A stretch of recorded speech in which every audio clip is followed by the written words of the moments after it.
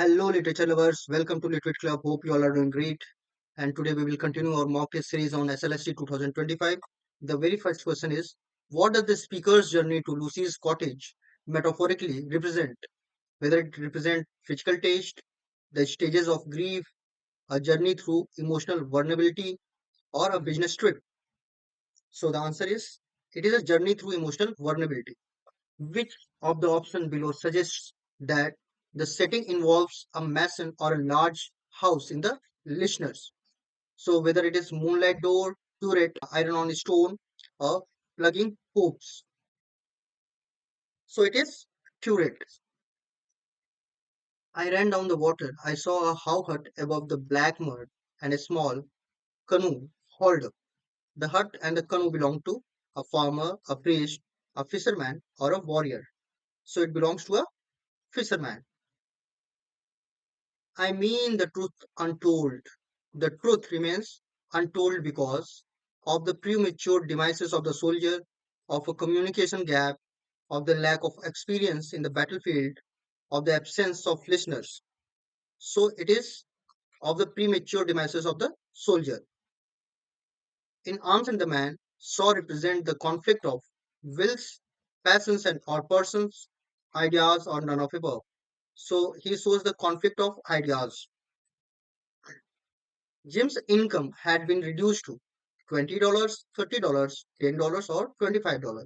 So it reduced to $20. Each like a corpse. Who is compared to the corpse? A pip, a leaf, a seed, or a cloud. So it is compared to a seed.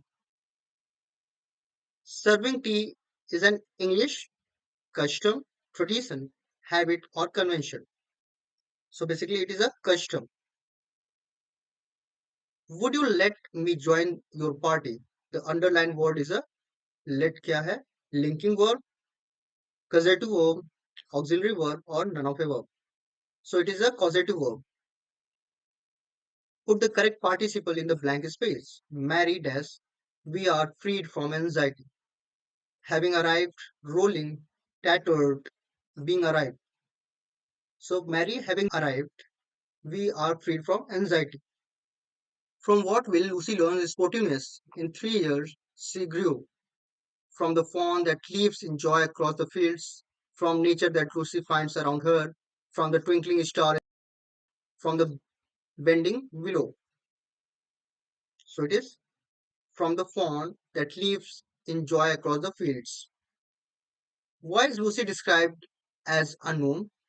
She traveled frequently, she was famous in the countryside, she lived in obscurity unnoticed by society, she used a different name. So because she lived in obscurity unnoticed by society. Yet all experiences is, with which is all experience compared.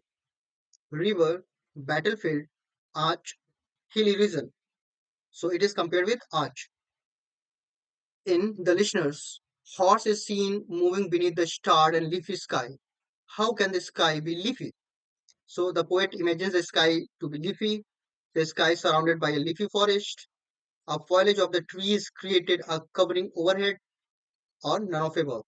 So basically, it is a foliage of the tree created a kind of canopy. How many miles did the white man's boat pass through the wandering and hesitating river? 3 miles, 2 miles, 4 miles, or 5 miles. So it is 3 miles. The nightingale in Ode to Nightingale is called a immortal bird because it has a wonderful capacity to transcend death. It is not the bird but the bird's song. The poet means it knows the mystery of death, none of above. So it is not the bird but the bird's song, the poet means. Name two human songs that seem to be empty want in comparison with divine rupture of skylarks into a skylark. A wedding song and a song of festival, a marriage song and a song of victory, a song of victory and a song of praise of athletes, a song of joy and a song of love. So basically, it is a song of marriage and song of victory. My riding is better by their leave. With the with whom does the speaker compare his riding in the last ride together? The glorious life of the statesman and the soldier, the glorious life of the poet and the musician, the glorious life of the sculptor and the artist, none of above. So he compared his riding with the glorious life of the statesman and the soldier.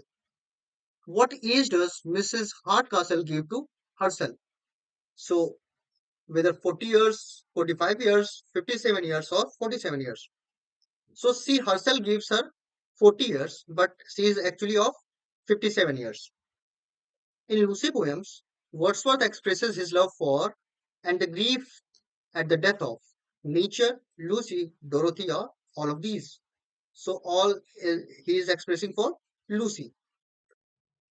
In the Darkling Thrust, we find Hardy taking a journey from optimism to pessimism, pessimism to optimism, optimism to pessimism. So the poem taking the journey from pessimism to optimism. Darkling, I listen. Here the word darkling belongs to which of the following class of words, whether it is an adjective, a participle, an adverb, or noun. So basically it is an adverb. Which classic work most influences Tennyson's poem Ulysses, whether it is Sophocles' Oedipus Rex, James Joyce's Ulysses, Dante's Inferno Canto 26, or both B and C. So it is Dante's Inferno and not James Joyce's Ulysses. The plural form of vortex is vortices, vertexes, vertex, or none of above. So it is vertices. This is my daily routine. The underlined word is adverb, preposition, adjective, or noun. So it is an adjective. How he could teach the children was our chief concern. It is an example of noun clause as a subject of a verb, noun clause as an object of a verb, noun clause as an object to preposition, noun clause as a complement to the verb. So ये पूरा आप देख रहे हो जो ये एक तरीके से एक सब्जेक्ट का काम कर रहा है. So it is actually what noun clause as a subject of a verb. He said, "What a fool Tom is." So he exclaimed that he was a fine fool. He exclaimed that Tom was a great fool. He wondered what kind of a fool Tom was. He claimed that Tom was a fool. So the answer is he exclaimed that Tom was a great fool. He is the most successful teacher in our college. The comparative degree of the sentence will be he is more successful teacher than any other in our college. He is more successful than any other teacher in our college. He is more successful than any teacher in our college. Or he is more successful any teacher in our college. So the right answer is he is more successful than any other teacher in our college. Select a sentence which is the most suitable in respect of meaning and grammatical correctness. So the very first is due to want of rain, the wells have gone dry. Because of want of rain, the wells have gone dry. For want of rain, the wells have gone dry. Or owing to want of rain, the wells have gone dry. So the right answer is for want of rain, the wells have gone dry.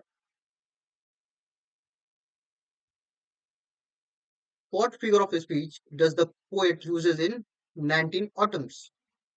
Whether it is oxymoron, hyperbole, synecdoche, or none of above. So here it is synecdoche because autumn is part of a year, ना? और जब part को whole या whole को part denote करता है तो वो synecdoche होता है. Okay, a gentle reminder, as you all know that our LT grade batch will start from 21st of August. There we will discuss YouTube videos, we will do mock test, marathon quiz, and we will cover the syllabus of grammar and literature. So join us on Telegram. Thanks for watching. मिलते हैं next video में.